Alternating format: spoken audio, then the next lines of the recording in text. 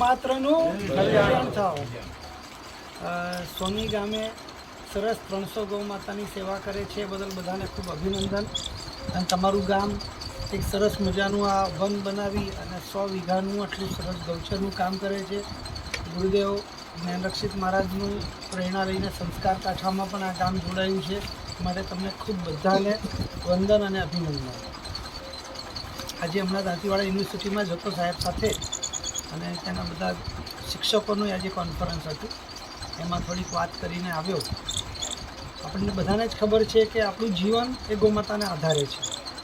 આપણું જીવન છે ને ગાય, ગામડું, લીમડો, આ 3 વસ્તુના આધારે જીવન ચાલે. ગામડું હોય, ગૌમાતા હોય, લીમડો હોય એટલે ઝાડવા હોય, ગાય હોય એટલે છાણ આવે, છાણ આવે એટલે ખેતી થાય, ઓર્ગેનિક એટલે રાસાયણિક ખાતરની જરૂર ન પડે, દૂધ, ઘી, છાશ મળી જાય, અનાજ પાકે, ખાઈ પી મોજ કરો, બીજું કંઈ કરવાની જરૂર ન પડે. લોકો છે ને અહીંયાથી પૈસા કમાવા અમદાવાદ ગયા, મુંબઈ ગયા, એ ખૂબ કમાણા પછી ગામડે આવે તો તબિયત સારી રહેવા માટે ગામડે પાછા આવી છે. કારણ કે કમાણી તો થઈ જાય પણ સ્વાસ્થ્ય બગડી જાય, ત્યાં ખાણીપીણી ખરાબ હોય. હવે મને જેમ જણાવ્યું આપે કે 250-300 ગૌમાતાની સેવા થાય છે. અત્યારે ગુજરાત સરકાર છે ને 3000 ગૌમાતા હોય ને ત્યાં સુધી ઢોર દીઠ, પશુ દીઠ 30 રૂપિયા આપે છે. અમારી મહેનત તો 100 રૂપિયાની જ છે. 50 આપે, 100 આપે, જે આપે, આપણે બધાએ મહેનત કરવાની. મારા એકલાની મહેનત થવાનું નથી. એટલે આજે એ મહેનતના ભાગરૂપે આ રેખાબેનને મળવા હું આવ્યો છું. આપણે બધા સાથે જવાનું છે એમને મળવા, અને આપણે એમને શું વાત કરશું? ભાઈ એ લોકસભામાં ચૂંટાઈને જશે, બરાબર, તો ત્યાં જઈને શું કરશે? એમને બીજું જે કંઈ કામ કરવું એ કરે, પણ આપણે મુખ્ય 8 વાત એમની સામે મૂકી છે કે અમારી 8 ડિમાન્ડ છે. પહેલી ડિમાન્ડ કઈ છે? તમને બધાને નવાઈ લાગશે કે આ દેશમાંથી માંસ વિદેશમાં જાય છે, એટલે તો વિદેશીઓના પેટ ભરવાની કોઈ આપણી જવાબદારી છે નથી. હા, તો શું કામ આપણા ઢોરોને કાપે? અને આજે એક ઢોર કાપે ને એટલે એ કાપીને એમાં જે 2-4 હજાર તો એ ઊભા કરે, પણ એ 15-18 વર્ષ જીવવાનું, 25 વર્ષ, 24 વર્ષ, આમ 20-25 વર્ષ ઢોર જીવતું હોય તો 25 વર્ષનું છાણ તો આપણું ગયું, જેવું તમે એને કાપી નાખો એટલે. હે, અને બિચારું ખાય શું? કે દાડો રોટલી, દાળ, શાક, ભાત, ગોળ, ખાંડ માંગે. હે, આપણું અનાજનું વધેલું ઘાસ માંગે, એમાંથી પેટ ભરીને દૂધ બનાવે. આપણે બધા એ જાણીએ છીએ. એટલે આપણી વિનંતી ગુજરાત સરકારને, રાજ્ય સરકારને એમ છે કે તમે ઢોર દીઠ 100 રૂપિયા સબસિડી કરો. બોલો, 100 રૂપિયા સબસિડી થાય તો તમારે 3000ની 10,000 ઢોર હોય તો કોઈ વધો આવે ખરો? લાવો ભાઈ, આવી દો. હા, એ જ કહું, લાવો, આવી દો, અમને આવી દો, બરાબર ને? એટલે આપણે રેખાબેનને આ વાત કરવી છે કે તમે ઉપર જઈને કરશો શું? પહેલી વાત કે આ દેશમાં માંસ તો જાય છે ઢોર કપાઈને, પણ જીવતા પશુ પક્ષીનું એક્સપોર્ટ થાય છે, ઘેટા બકરાનું એક્સપોર્ટ થાય છે. બંધ કરો ભાઈ, અમારા ઢોરો કંઈ એક્સપોર્ટ કરવા માટે થોડી છે. હા, પછી આપણી બીજી ડિમાન્ડ એમની પાસે છે, એ છે કે ભાઈ કુદરતી જે આ ખેતી છે, પ્રાકૃતિક ખેતી, એને પ્રાધાન્ય આપો. રાસાયણિક ખાતર અને જંતુનાશક દવાઓ નાખીને આપણે 20 વર્ષમાં, 25 વર્ષમાં આપણી જમીનને ખાત્મો કરી નાખ્યો છે. સરકાર રાસાયણિક ખાતર અને જંતુનાશક દવાઓને સબસિડી આપે તો એની બદલે છાણને સબસિડી આપે તો ખેતી સારી થાય કે નહીં? હા, એટલે બીજી ડિમાન્ડ આપણી આ છે, કુદરતી ખેતીને પ્રોત્સાહન આપો. આપણી ત્રીજી વાત એ છે કે ગામના નદી, નાળા, તળાવ જે પણ છે, તમે કીધું ભાઈ આ તળાવ છે ને અમારે આમ કરવું છે. 75 વર્ષથી આઝાદીને આ તળાવ અમે કોઈ જોયું જ નહીં. કે તમારા વડવાઓ હશે જ્યારે, તમારા બાપ દાદાઓ, ત્યારે તો અહીંયા કોઈ પાઇપલાઇન તો હતી નહીં, ઘેર ઘેર નળ હતા તો ગામ વસ્યું તો એના બધા પાણીની વ્યવસ્થા તો હતી જ ને. કૂવા હશે કે બોરે નહોતા એ વખતે, તો તળાવ અને કૂવા 2 જ વાત હતી. આ નદી ચાલતી હોય, નદી તો અહીંયા નહીં ચાલતી, નદી તો પેલે બિલ્ડિંગની આરપાર બરાબર. અહીંયા તો તળાવ અને કૂવાના આધારે આપણે જીવી ગયા, આપણા બાપ દાદાઓ જીવી ગયા. હે, તો ગામના નદી, નાળા, તળાવ, તમને ખ્યાલ છે નેસડા ગામમાં છે ને એક તળાવ મેં ચોખ્ખું કરવા માટે લીધું, અને કે ગામમાં એક તળાવ છે, એ બાવળ કાઢતા ગયા તો કે બીજું છે. ત્રીજું છે 6 તળાવ નીકળ્યા બોલો અમારા ગામમાં 6 પૂરા થયા ને તો હવે 7મું નીકળ્યું. મેં બનાવેલું નહીં, વર્ષોથી બાપ દાદાના વખતનું હતું. કબજાએ નહોતા, થોડી માટી ભરાઈ ગઈ હતી, પછી અવાવડું થઈ ગયું, કોઈ ધ્યાન નહોતું. પાણી આવવાના આવરા બંધ થઈ ગયેલા, ખેતરો બની ગયા, પાળા બની ગયા, રસ્તા બની ગયા, પાણીની આવકો બંધ થઈ ગઈ.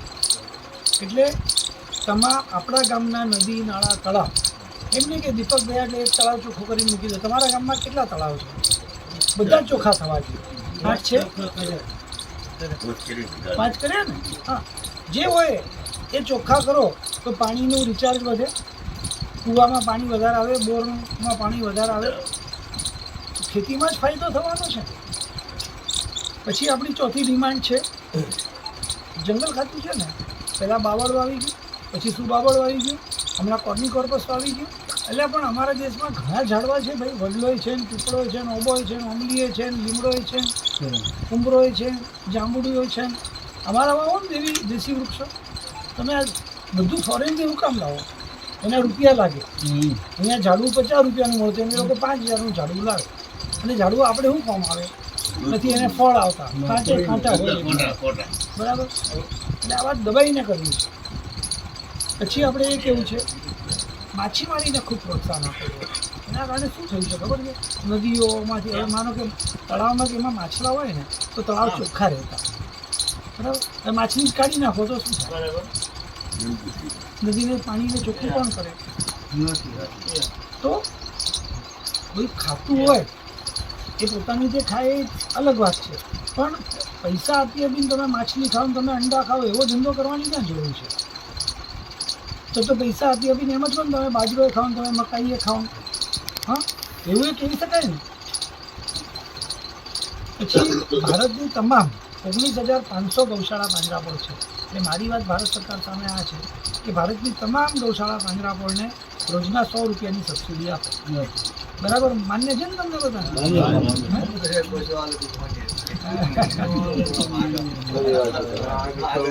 આપણા બાપ દાદાએ જે વસ્તુ હતી એ ઓરિજિનલ લાવવી છે. આપણા વડીલો જે કહી ગયા ને એ લાવવું છે. બીજું છે રાસાયણિક ખાતર અને જંતુનાશક દવાઓ બંધ કરો ને, અમને આપો જ મત. સસ્તામાં એ નથી જોઈતા, અમારી પાસે પૈસા હશે તમે લેશો અમારા પૈસા. બાકી એમાં સબસિડી આપે કેટલા ખબર છે? 3 લાખ કરોડ. પછી એના કારણે બધાના શરીરમાં રોગ પ્રસરે, એના માટે પાછા 3 લાખ કરોડ ખર્ચીને દવાઓ આપવાની. હા, તો આવો ધંધો કરવાની ક્યાં જરૂર છે? અને ભારતમાં 6.5 લાખ ગામડા છે. માનો કે નેહડા છે, આ સોની છે, જૂનું નેહડા, નવા નેહડા, પેકડું, જે આજુબાજુના તમે ગામ, બધા ગામોમાં ગૌચર છે.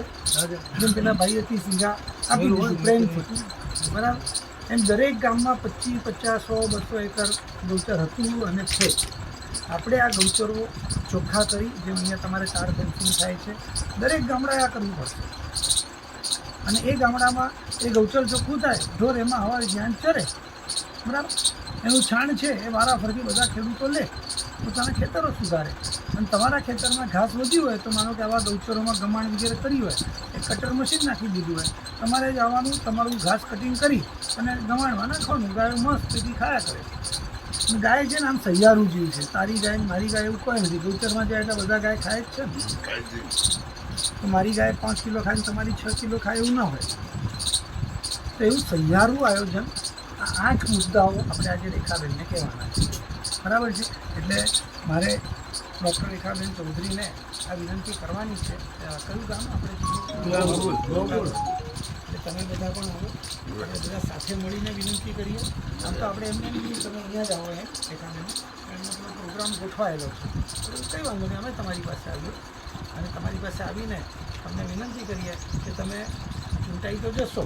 શંકરભાઈ ચૌધરીનો માથે હાથ હોય પછી ન ચૂંટાયું તો ન બને ને ભાઈ. ચૂંટાઈ તો જશો પણ ચૂંટાઈને કરશો શું? 5 વર્ષ હરિયાપટ્ટી કરીને દિલ્હી ગયા, દિલ્હીથી પાછા આવ્યા તો એમાં એમનું કંઈ નહીં મળે ને આપણું કંઈ નહીં મળે. અને 8 કામ કરશે તો આ બનાસકાંઠાના ગામડાઓ સુખી થઈ જશે. 1200 ગામડાઓ છે બનાસકાંઠામાં. 1200 ગામડાના પ્રજાજનોને લગભગ 50 લાખ લોકોને આનો ફાયદો થશે. એટલે આ વાત આપણે રેખાબેન સામે કરી. તમને બધાને કાગળિયું આપ્યું છે, મને આપ્યું લઈ લો. ચૂંટણી માટે વોટ માંગવા માટે તમારી પાસે કોઈ પણ આવે તો તમારે આ જ વાત કરવાની છે ભાઈ અમારો 8 મુદ્દાનો કાર્યક્રમ છે, બરાબર? 8 મુદ્દા પર હા પાડો ને સહી કરી આપો તો વોટ મળશે. બાકી હવે દારૂ પીવડાવીને વોટ મળે એમ નથી. હલવો છે એવો હે પછી આખા 5 વર્ષ દુઃખી થયા કરવું હે. એટલે આટલી વિનંતી બધાને છે. અને સોની ગામનું ભવિષ્ય ખૂબ સારું થાય, લોકો નેહડા જોવા આવે, સોની જોવા આવે, એવું બધા આપણે સાથે મળીને કરીએ. એમાં દીપકભાઈ સાથે જરા આપણે બધા જોઈ લઈએ અને પછી આપણે ત્યાં ગામ જઈએ, બરાબર? ગોગલ જઈએ અને એમને રેખાબેનને મળીએ, બરાબર? તો આપ બધા પણ સાથે આવો અને આપણે બધા સાથે મળીને આટલું નક્કી કરીએ કે આ વિસ્તારનું એક પણ ઢોર કતલખાને ન જવું જોઈએ, એક પણ ઢોર રખડવું ન જોઈએ. આમ છે ને જે ચીનુભાઈ છે, આ જયંતિભાઈ છે, આ બધા આ નથી ખેડૂત નથી પશુપાલક હે, તો એ બધા ખેડૂતોના ઢોર હાચવે છે. સોની ગૌશાળા હાલો આવો આવો ગૌશાળા સન્માન કરો. જો તો બાલ દેવસી બાલ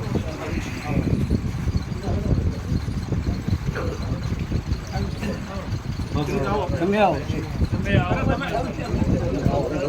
પદ્માભાઈ આવો, બધા આવી જાઓ, બધા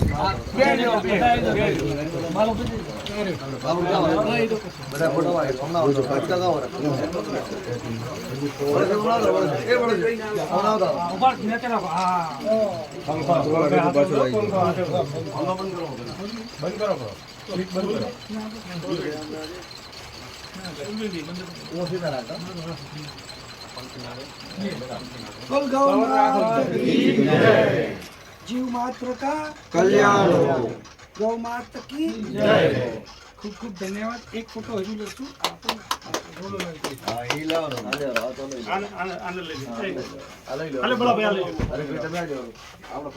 આઠ મુદ્દામાં ઓલા નતા કપાય જઈને મુદ્દો માગ્યો કે દીદી ઓકે હું જોતો હતો તો 8 મુદ્દા આવી જાય ને તો આપણું બધું સંસારમાં આવી જાય. બીજું કોઈ માગવાની જરૂર નથી. આપણે આટલું કરી નો ભાઈ. બોલ ગૌ માતા કી જય, સોનેશ્વર મહાદેવ કી જય.